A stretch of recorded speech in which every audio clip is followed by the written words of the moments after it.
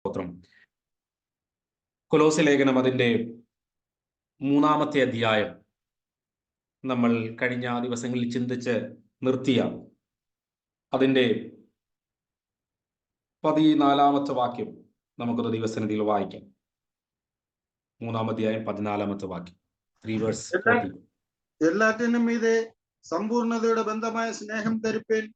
ക്രിസ്തുവിന്റെ സമാധാനം നിങ്ങളുടെ ഹൃദയങ്ങളിൽ വാഴട്ടെ. അതിനല്ലോ നിങ്ങൾ ഏക ശരീരമായി വിളിക്കപ്പെട്ടിരിക്കുന്നത്. നന്ദിയുള്ളവരായും ഇരിപ്പേൻ. ആമേൻ.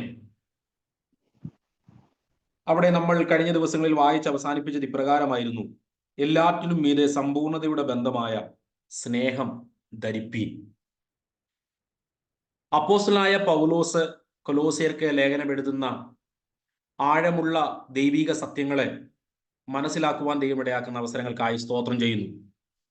ഈ ലേഖനത്തിന്റെ ഇതുവരെയുള്ള ഭാഗങ്ങളൊക്കെയും ആമേൻ നിങ്ങൾക്ക് മനസ്സിലായി കാണും. ഒരുപക്ഷെ സംശയമുള്ള കാര്യങ്ങൾ നിങ്ങൾ തന്നെ ഒരുപക്ഷെ മനസ്സിലാക്കിക്കൊണ്ടിരിക്കുകയായിരിക്കാം. അങ്ങനെ ദൈവിക സത്യങ്ങളെ ഒരുമിച്ച് മനസ്സിലാക്കുവാനുള്ള ആഗ്രഹത്തോടെ കടന്നു വന്നിരിക്കുന്ന എല്ലാ ദൈവമക്കൾക്കായിട്ട് ദൈവത്തെ നന്ദിയോടെ സ്തുതിക്കുന്നു. ഈ ലേഖനത്തിലേക്ക് ഒരിക്കൽ കൂടി അപ്പോസ്തലനായ പൗലോസിന്റെ വാക്കുകളിലേക്ക് നമ്മൾ പോകുമ്പോൾ, കർത്താവിന്റെ വലിയ കരുണയാലും കൃപയാലും ദൈവത്തിന്റെ മഹാസ്നേഹത്താലും ദൈവം നമ്മളെ തന്റെ മക്കളാക്കി തീർത്തതിന് ശേഷം കർത്താവ് നമ്മളിൽ നിന്നും പ്രതീക്ഷിക്കുന്ന, കർത്താവ് നമ്മളിൽ നിന്നും ആത്മാർത്ഥമായി ആഗ്രഹിക്കുന്ന ചില ദൈവിക സത്യങ്ങളാണ് ചില ദിവസങ്ങൾ കൊണ്ട് നമ്മൾ ചിന്തിച്ചുകൊണ്ടിരുന്നത്. സ്തോത്രം. അതിന് എല്ലാത്തിൻ്റെയും ഏറ്റവും ക്ലൈമാക്സ് എന്ന് പറയുന്നു, അല്ലെങ്കിൽ ഏറ്റവും വലിയ അതിന്റെ പൂർണ്ണത ഇരിക്കുന്ന ഭാഗം ഈ വാക്യത്തിലാണ് ഇരിക്കുന്നത്. സ്തോത്രം. അതിനെപ്പറ്റി കഴിഞ്ഞ ക്ലാസ്സിൽ, കഴിഞ്ഞ ഒരു അധ്യായം ഞാൻ കഴിഞ്ഞ നാളുകളില് ആ സമയത്ത് ഞാൻ ദൈവവചനം പറയുന്ന സമയത്ത് അതൊന്ന് തുടങ്ങി വെക്കാൻ, അതിന് ഏകദേശം പറഞ്ഞ് അവസാനിപ്പിക്കുവാൻ ദൈവം സഹായിച്ചിരുന്നു. സ്തോത്രം. ഞാൻ ഒന്നുകൂടി അതൊന്ന് കണക്ട് ചെയ്ത് അതിന്റെ അവസാന ഭാഗമായി കണക്ട് ചെയ്ത് പറഞ്ഞാൽ, ദൈവം ഒരു ആത്മീക ജീവിതത്തിന്റെ പക്വതയിലേക്കോ പൂർണ്ണതയിലേക്കോ പരിപൂർണതയിലേക്കോ ഒരു വ്യക്തി പ്രവേശിച്ചു അല്ലെങ്കിൽ പ്രവേശിച്ചുകൊണ്ടിരിക്കുന്നു എന്നത് ദൈവവചനം നമ്മുടെ മുന്നിൽ കാണിക്കുന്നത് ഭൗതികമായോ ശാരീരികപരമായോ എന്തെങ്കിലും നമ്മുടെ ലൈഫിൽ മാറിയ ചില വ്യത്യാസങ്ങൾ കൊണ്ടല്ല. നമ്മൾ ഉറക്കെ സംസാരിക്കുന്നവരായിരുന്നു, അത് നിർത്തി. നമ്മൾ കള്ളം പറയുന്നവരായിരുന്നു, അത് നിർത്തി. അല്ലെങ്കിൽ നമ്മൾ ഒരുപക്ഷെ കർത്താവിനെ അറിയുന്നതിന് മദ്യപിക്കുന്നവരായിരുന്നു, അത് നിർത്തി. ഒരുപക്ഷെ നമ്മൾ കർത്താവിനെ അറിയുന്നതിന് മുമ്പേ വിഗ്രഹാരാധന ഉള്ളവരായിരിക്കാം, കർത്താവിനെ അറിഞ്ഞതിന് ശേഷം അത് നിർത്തി. അതെല്ലാം നല്ല കാര്യമാണ്. അതെല്ലാം ദൈവസന്നിധിയിൽ നമുക്ക് സന്തോഷിക്കാൻ ആത്മീക ജീവിതത്തിൽ വകയുള്ള കാര്യങ്ങളുമാണ്. എന്നാൽ ദൈവവചനം ആത്മീക പക്വതയെക്കുറിച്ച് നമ്മുടെ മുന്നിൽ പറയുമ്പോൾ, യേശു കർത്താവും അപ്പോസ്തലനായ പൗലോസ് ആയാലും പത്രോസ് ആയാലും ലേഖനങ്ങളിലുടനീളം കർത്താവ് നമ്മുടെ മുന്നിൽ വെക്കുന്ന ലക്ഷ്യം എന്ന് പറയുന്നത് സ്നേഹമാണ്. സ്നേഹമാണ്. സ്തോത്രം. അത് എങ്ങനെ സ്നേഹിക്കണമെന്നാണ് കൊലോസ്യ ലേഖനത്തിൽ പറയുന്നത്? പരസ്പരം സ്നേഹിക്കണം. സ്തോത്രം. പരസ്പരം സ്നേഹിക്കണം.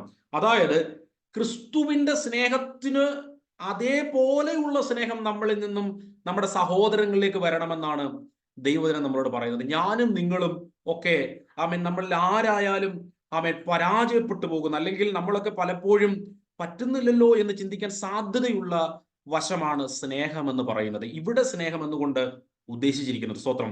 കാരണം ഈ സ്നേഹം എന്ന് പറയുന്നത് കർത്താവ് നമ്മളോട് കാണിച്ച സ്നേഹമാണ്. സ്തോത്രം. അങ്ങനെ നമ്മൾ സഭയിൽ പരസ്പരം സ്നേഹിക്കണം എന്നത് ദൈവത്തിന്റെ മാറ്റമില്ലാത്ത ഉപദേശമാണ്. എന്തുകൊണ്ടാണത്? നമ്മൾ 2-ാം അധ്യായം പഠിക്കുമ്പോൾ നമ്മൾ ചിന്തിച്ചതാണ്. 2-ാം അധ്യായത്തിന്റെ അവസാന ഭാഗങ്ങൾ ചിന്തിച്ചപ്പോൾ നമ്മൾ ചിന്തിച്ചതാണ്. അത് ഈ വചനവുമായി ചേർത്ത് ഒന്നുകൂടി ഞാൻ അന്നത്തെ ഭാഗമായി ചേർത്തൊന്ന് കണക്ട് ചെയ്ത് പറയാൻ ഞാൻ ശ്രമിക്കുന്നത്, നമ്മൾക്ക് ഈ സ്നേഹത്തിലേക്ക് വളരുവാൻ ഈ വചനത്തിൽ നമ്മളെ മനസ്സിലാക്കി തരുന്നത് ഏറ്റവും വലിയ കാര്യം എന്ന് പറയുന്നത്, പരസ്പരം നമ്മൾ സ്നേഹിക്കുന്നതിലൂടെ ഈ സ്നേഹം ആ പൂർണ്ണതയിലേക്ക് കടന്നു വരാൻ ഇടയായിത്തീരും. പരസ്പരം സ്നേഹിക്കുന്നതിലൂടെ. അത് ഒരു സാധാരണപരമായി പെട്ടെന്ന് നടക്കുന്ന ഒരു കാര്യമല്ല. നമുക്കൊട്ടും സഹകരിക്കാൻ കഴിയാത്ത, നമുക്കൊരിക്കലും സ്നേഹിക്കാൻ കഴിയാത്ത ആളുകളാണ് ഒരുപക്ഷെ സഭയിലും നമ്മുടെ കൂട്ടായ്മ അന്തരീക്ഷങ്ങളിലും ഒക്കെ നമ്മുടെ ഒപ്പം ആയിരിക്കുന്നവർ. എന്നാൽ കർത്താവിന്റെ വചനവും ദൈവത്തിന്റെ ഇഷ്ടവും എന്ന് പറയുന്നത് നമ്മൾ അവരെയും സ്നേഹിക്കണം എന്നുള്ളതാണ്. സ്തോത്രം. അതിനുവേണ്ടിയാണ് നമ്മൾ കൊരിന്ത്യ ലേഖനത്തിനും സ്നേഹത്തിന്റെ വ്യാഖ്യാനത്തിലേക്ക് പോയപ്പോൾ 12, 13, 14 തുടക്കവും ഞാൻ അന്ന് പറഞ്ഞിങ്ങനെ അവസാനിപ്പിക്കാൻ ഇടയായിത്തീർന്നത്. അതിനുവേണ്ടി കർത്താവ് നമ്മളോട് പറഞ്ഞത് ഈ കൊലോസ്യ ലേഖനത്തിന്റെ 2-ാം അധ്യായത്തിൽ പറയുന്നുണ്ട്, നമ്മൾ ശരീരം ആമേത്തിന്റെ വിവിധ അവയവങ്ങളാണ്. സ്തോത്രം.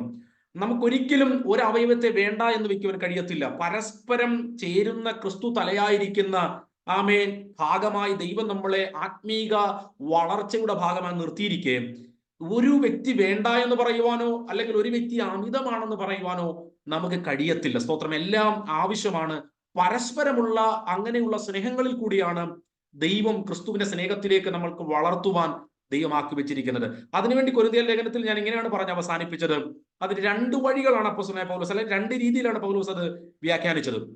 ഒന്ന്, ആത്മാവിന് ഒന്നാണ്, നമ്മളിലെല്ലാം പകർന്നിരിക്കുന്ന ആത്മാവ് ഒന്നാണ്.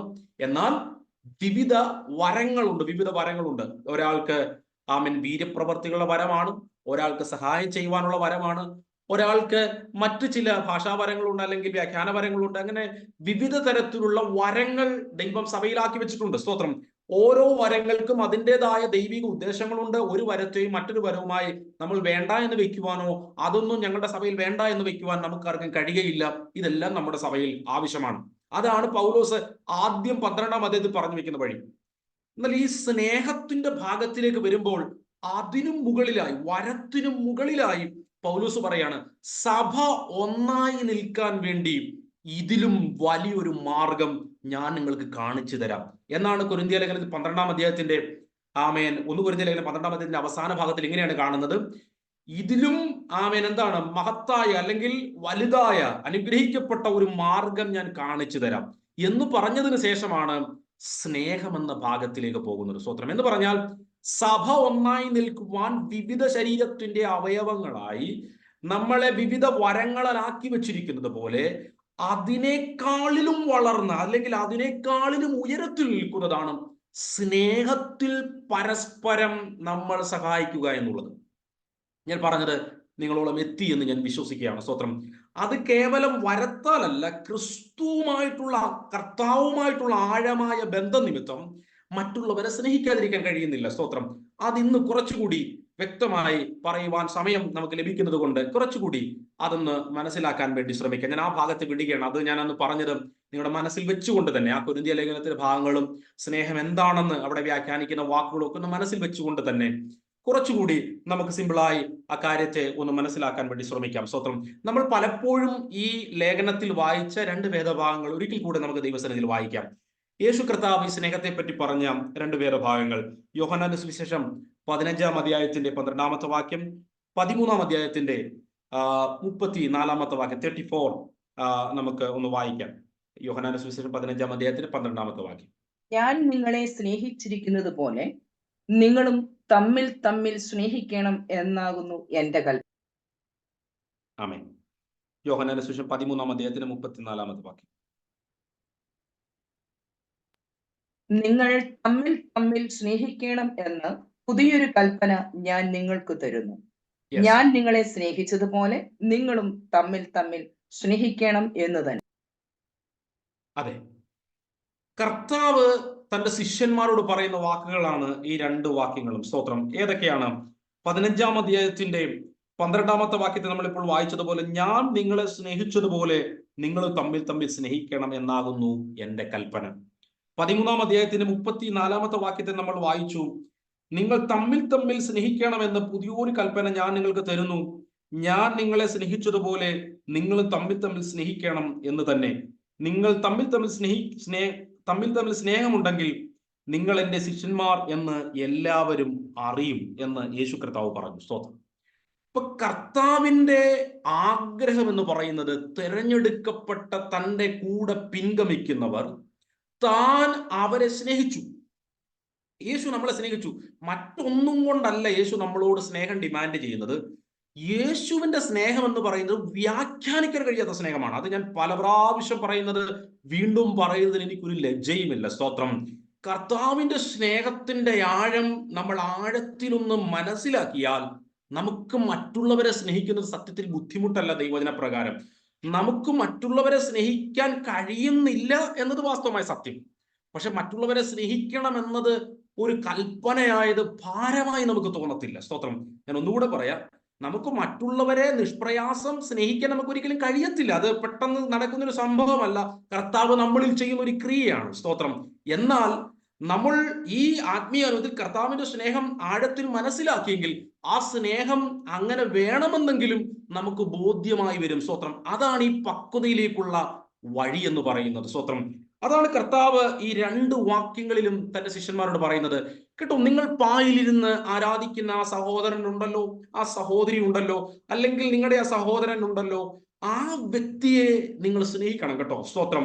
പത്രോസിനോട് യേശു പറയുകയാണ്, ആമേൻ, ആ യോഹന്നാനെ സ്നേഹിക്കണം. സ്തോത്രം. യോഹന്നാനോട് ആമേൻ യേശു കർത്താവ് പറയുകയാണ്, അതെ, അന്ത്രയോസിനെ സ്നേഹിക്കണം. സ്തോത്രം.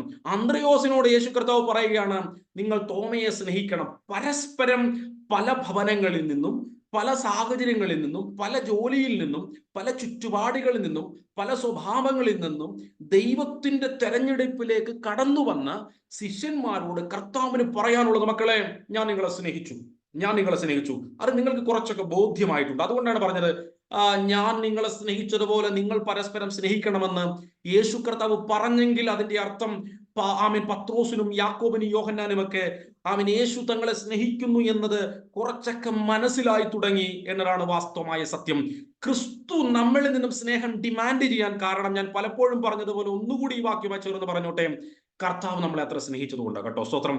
ഞാൻ എന്തും പറയാനുള്ള വാക്കൊന്നുകൂടെ പറഞ്ഞോട്ടെ, യേശു നമ്മളെ സ്നേഹിച്ചതുപോലെ ലോകത്തിൽ ആരും നമ്മളെ സ്നേഹിച്ചിട്ടില്ല.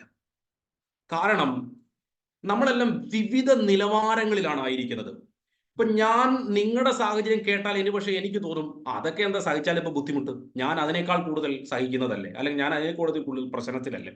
ഒരിക്കലും എനിക്ക് നിങ്ങളെ പൂർണ്ണമായി മനസ്സിലാക്കാൻ കഴിയത്തില്ല. എൻ്റെ സാഹചര്യത്തെ, നിങ്ങൾ പോകുന്ന വഴികളെ, നിങ്ങൾ ആമേൻ അഭിമുഖീകരിക്കുന്ന വിഷയങ്ങളെ ഒരിക്കലും 100% എനിക്ക് മനസ്സിലാക്കാൻ കഴിയത്തില്ല. സ്തോത്രം.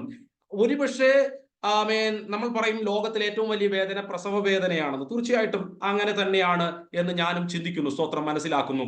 അങ്ങനെ വേദനയിൽ കൂടി കടന്നുപോയ ഒരു അമ്മച്ചി ആയാൽ പോലും ഒരു സഹോദരി ചില സമയത്ത് ആ വേദനയിൽ കൂടി കടന്നു പോകുമ്പോൾ, ഇതൊക്കെ ഞങ്ങൾ സഹിച്ചിട്ടുള്ളതല്ലേ എന്ന് പലപ്പോഴും ചോദിക്കുന്ന വാക്കുകൾ നമ്മൾ കേട്ടിട്ടുണ്ട്. ഇതൊക്കെ ഞങ്ങളുടെ കാലത്ത് ഞങ്ങൾ ഒരു നിമിഷം കൊണ്ട് ഇതൊക്കെ നേരിട്ടതല്ലേ എന്ന് പറഞ്ഞുകൊണ്ട് മറ്റൊരു വ്യക്തിയുടെ വേദനയെ അതുപോലെ മനസ്സിലാക്കാൻ ആർക്കും കഴിയത്തില്ല എന്നത് വാസ്തവമായ സത്യമാണ്. എന്നാൽ വേഷത്തിൽ മനുഷ്യനായി യേശു കർത്താവ് ഈ താണഭൂമിയിലേക്ക് ഇറങ്ങി വന്നപ്പോൾ ഒരു മനുഷ്യന് സഹിക്കാൻ കഴിയുന്ന മാക്സിമം പരീക്ഷകളിൽ കൂടിയും തകർച്ചകളിൽ കൂടിയും അല്ലെങ്കിൽ അങ്ങനെയുള്ള സാഹചര്യങ്ങളിൽ കൂടി എല്ലാം കടന്നുപോയ നമ്മുടെ നായകനായ യേശു കർത്താവ് നമ്മളെ സ്നേഹിച്ചതുപോലെ ലോകത്തിൽ ആരും നമ്മളെ സ്നേഹിച്ചിട്ടില്ല. സ്തോത്രം.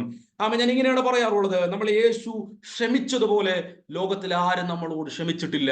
ലോകത്തിലെ മനുഷ്യർ ചില മാർക്കിട്ടും ചില വാക്കുകൾക്ക് വാക്കുകൾക്ക് വില കൊടുത്തും ചില സമയങ്ങളിൽ അറിയാതെ സംഭവിച്ച ചില വാക്കുകളുടെ വിഷയങ്ങൾ വരുമ്പോൾ സ്നേഹബന്ധങ്ങൾ തടയപ്പെട്ടു പോവുകയും ചെയ്യുന്ന ഒരു സാഹചര്യത്തിലാണ് ആത്മീക ബന്ധങ്ങൾ പോലും ഇന്നത്തെ കാലഘട്ടത്തിൽ കിടക്കുന്നത്. ശാശ്വതമായ ദൈവസ്നേഹം വളരെ നഷ്ടപ്പെട്ട ഒരു ആത്മീക ലോകത്തിലാണ് ഞാനും നിങ്ങൾ ജീവിക്കുന്നത്. സ്തോത്രം. അവിടെയാണ് യേശുവിന്റെ സ്നേഹത്തിന്റെ ഏറ്റവും വലിയ ആഴമെന്ന് പറയുന്നത്. യേശു യൂദയെയും പത്രോസിനെ സ്നേഹിച്ചതുപോലെ സ്നേഹിച്ചിരുന്നു. സ്തോത്രം. അതെ, യേശു കർത്താവിന്റെ സ്നേഹം എന്ന് പറയുന്നത് തിരഞ്ഞെടുക്കപ്പെട്ടവരെ കർത്താവിനെ സ്നേഹിക്കുന്നില്ലെങ്കിലും കർത്താവ് പുറകെ നടന്ന് സ്നേഹിക്കുകയായിരുന്നു. സ്തോത്രം. യേശു കർത്താവ് വെളിപ്പെടുത്തിയ നമ്മൾ മുടിയനായ പുത്രൻ എന്ന് പറയുന്ന ആ കഥയിലെ കഥാപാത്രം യേശു കർത്താവ് ആ കഥ പറയുമ്പോഴും യേശു കർത്താവ് എന്താ പറയുന്നത്? ആ പിതാവ് തൻ്റെ മകൻ വരുന്നത് കാത്തിരിക്കുന്നത്. സ്തോത്രം. അങ്ങനെ നഷ്ടപ്പെട്ട ഒരു മനുഷ്യനെ പോലും കളയാൻ താല്പര്യമില്ലാതെ, മാർക്കിട്ട് മാറ്റി നിർത്തുവാൻ താല്പര്യമില്ലാതെ, കുറ്റം പറഞ്ഞ് തള്ളിക്കറിയാൻ താല്പര്യമില്ലാതെ, ഞാൻ ഒരിക്കൽ കൂടി കൊലോസ്യ ലേഖനത്തിൽ പറഞ്ഞ വാക്കുകൾ ഒന്നുകൂടി പറഞ്ഞോട്ടെ. കുറ്റം നോക്കി മാറ്റി നിർത്താനായിരുന്നെങ്കിൽ ഞാനും നിങ്ങളും ഇന്ന് കൃപയിൽ കാണത്തില്ലായിരുന്നു. സ്തോത്രം. തെറ്റുകൾ വെച്ച് ദൈവം നമ്മളെ തള്ളിക്കളഞ്ഞിരുന്നെങ്കിൽ ഇന്ന് നമ്മൾ ദൈവത്തിന്റെ മക്കളാകുകയേ ചെയ്യത്തില്ലായിരുന്നു. സ്തോത്രം. നമ്മുടെ ലൈഫിൽ വന്ന പരാജയങ്ങൾ വെച്ചിട്ട് കർത്താവ് നമുക്ക് ഇനി എനിക്ക് നിന്നെ വേണ്ട, ഞാൻ മറ്റൊരാളെ തെരഞ്ഞെടുത്തോളാം എന്ന് തീരുമാനിച്ചിരുന്നെങ്കിൽ അബ്രഹാം, ഇസഹാക്ക്, യാക്കോബ്, മോശ, പത്രോസ് ഇത്യാദി ദൈവത്തിന്റെ ഭക്തന്മാരുടെ ലിസ്റ്റുകളിൽ കാണത്തില്ലായിരുന്നു. സ്തോത്രം.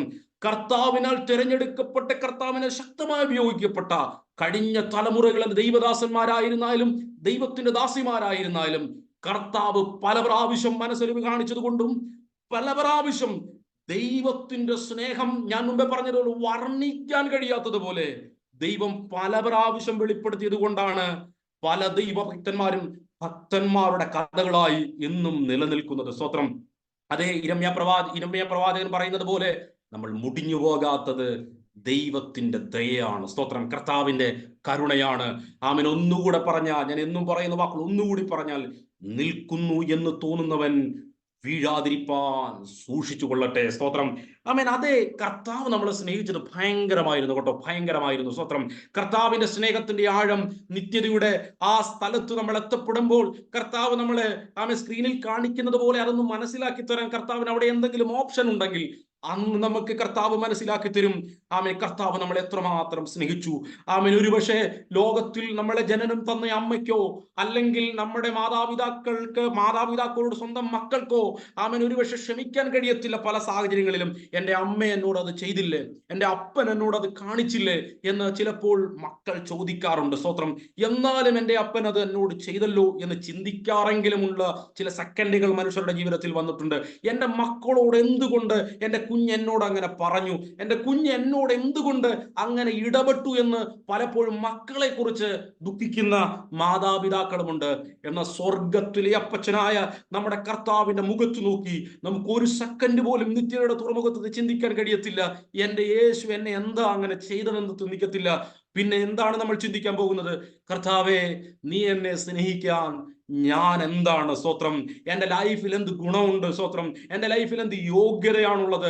എൻ്റെ ലൈഫിൽ എന്താണ് പറയാനുള്ളത് എന്നൊരു സത്യമല്ലാതെ നമുക്കൊന്നും പുകഴാനില്ല കർത്താവിന്റെ സന്നിധിയിൽ. ഈ വചനത്തിന്റെ ആഴങ്ങൾ മനസ്സിലാക്കുമ്പോൾ മാത്രമാണ് ക്രിസ്തുവിന്റെ സ്നേഹം നമ്മളിൽ കൂടി വ്യാപരിക്കുന്നത്. ഈ സ്നേഹം എന്ന് പറയുന്നത് നമ്മൾ ചെയ്യുന്നതല്ല, ക്രിസ്തു നമ്മളിൽ കൂടി ചെയ്തെടുക്കുന്ന സ്നേഹമാണ്. സ്തോത്രം. ഈ ക്ഷമ എന്ന് പറയുന്നത് നമ്മൾ ക്ഷമിക്കുന്നതല്ല, ക്രിസ്തു ക്ഷമിച്ച ക്ഷമയെ ആഴത്തിൽ മനസ്സിലാക്കുമ്പോൾ നമ്മളിൽ കൂടി വ്യാപരിക്കുന്ന ക്ഷമയാണ്. അതുകൊണ്ടാണ് യേശു കർത്താവ് പറഞ്ഞത്, ഞാൻ നിങ്ങളെ ക്ഷമിച്ചതുപോലെ, ഞാൻ നിങ്ങളെ ക്ഷമിച്ചതും ഞാൻ നിങ്ങളെ സ്നേഹിച്ചതും നിങ്ങൾക്ക് മനസ്സിലായില്ലെങ്കിൽ ഒരിക്കലും പരസ്പരം സ്നേഹിക്കാൻ പറ്റത്തില്ല. കർത്താവിന്റെ സ്നേഹത്തെ ആഴത്തിൽ, ഞാനിപ്പോൾ പറഞ്ഞതിലും ആഴത്തിൽ നിങ്ങൾക്ക് വ്യക്തിപരമായ ജീവിതത്തിൽ അനുഭവമുള്ളവരാകിയാൽ ഞാൻ ദൈവത്തെ നന്ദിയോടെ സ്തുതിക്കുന്നു. അങ്ങനെ അനുഭവങ്ങൾ ഇല്ല. ഞാൻ ഇങ്ങനെ പറയുമ്പോൾ, അല്ല പാസ്റ്ററെ, ഞാൻ കുറച്ചൊക്കെ യോഗ്യതയുള്ള വ്യക്തിയാണ്, ഞാൻ ഒരുപക്ഷെ പാസ്റ്ററെ പോലൊന്നും ആയിരുന്നില്ല. സ്തോത്രം.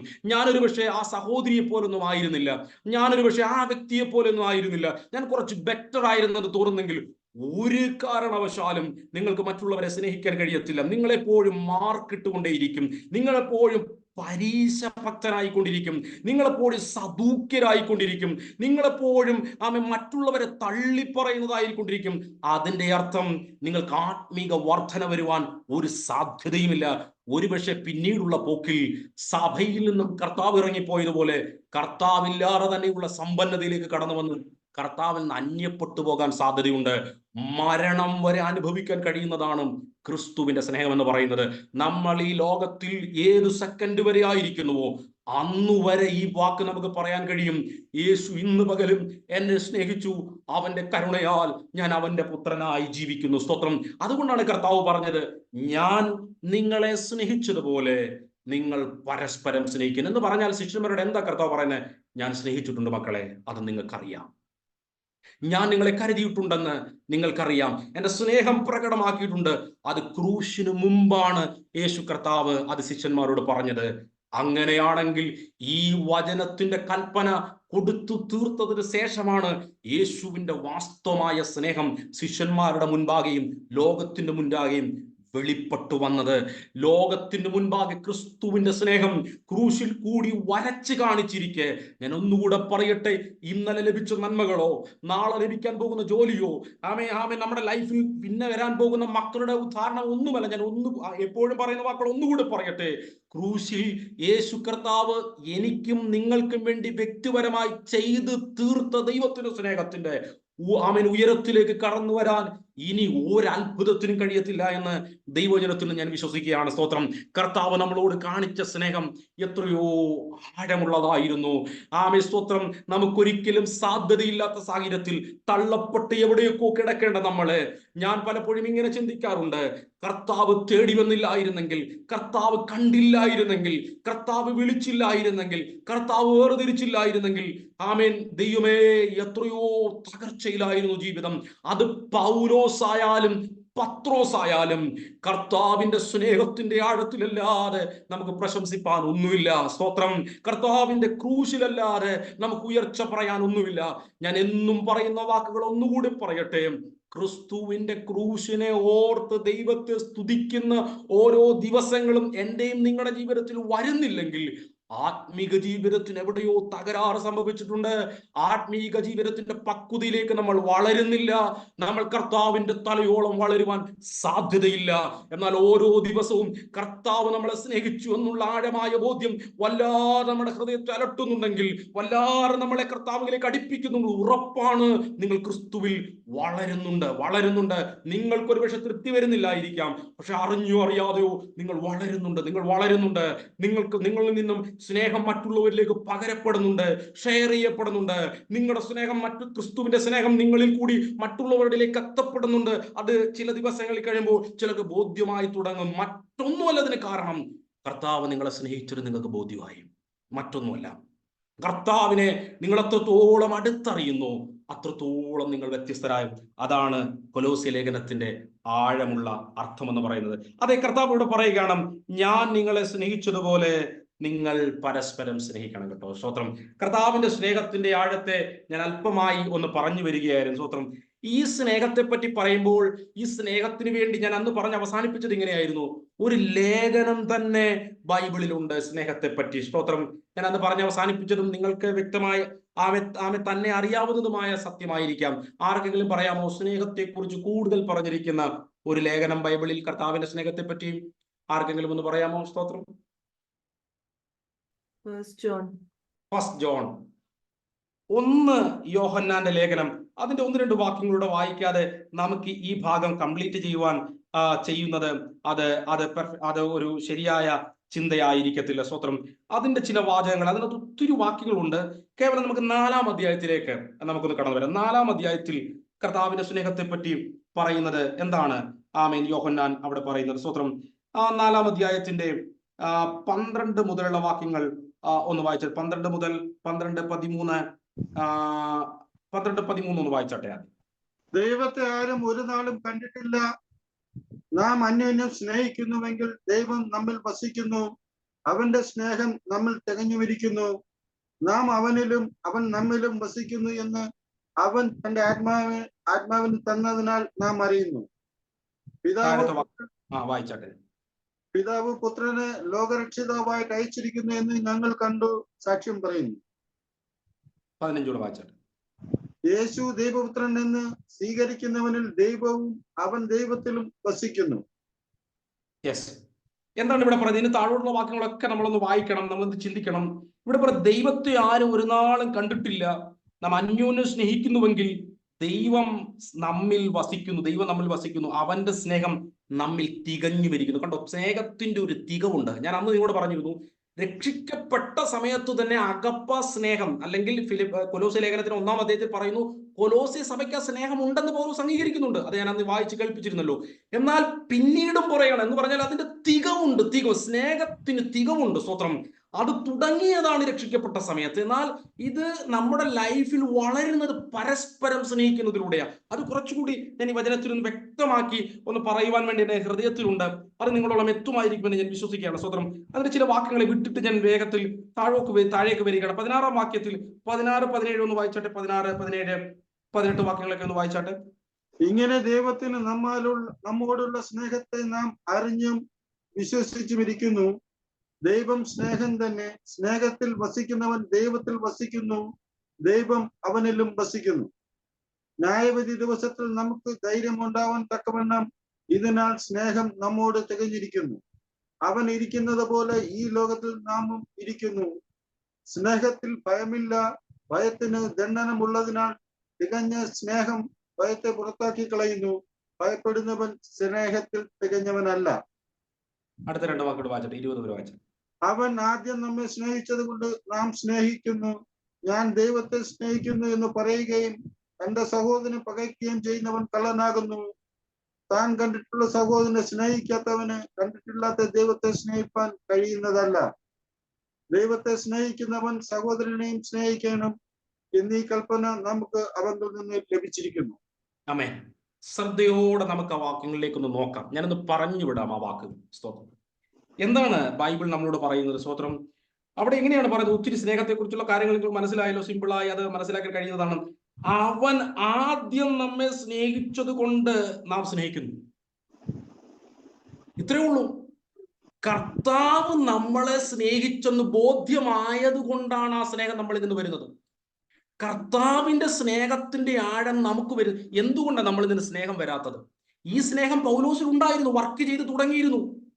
അല്ലെങ്കിൽ പൗലോസ് അതിന്റെ പരിപൂർണത്തിലേക്ക് വന്നു എന്ന് നമ്മളിപ്പോൾ വായിക്കും. നമ്മളിപ്പോൾ തുടർന്ന് സമയമുണ്ടെങ്കിൽ അതൊക്കെ വായിക്കാം. സ്തോത്രം.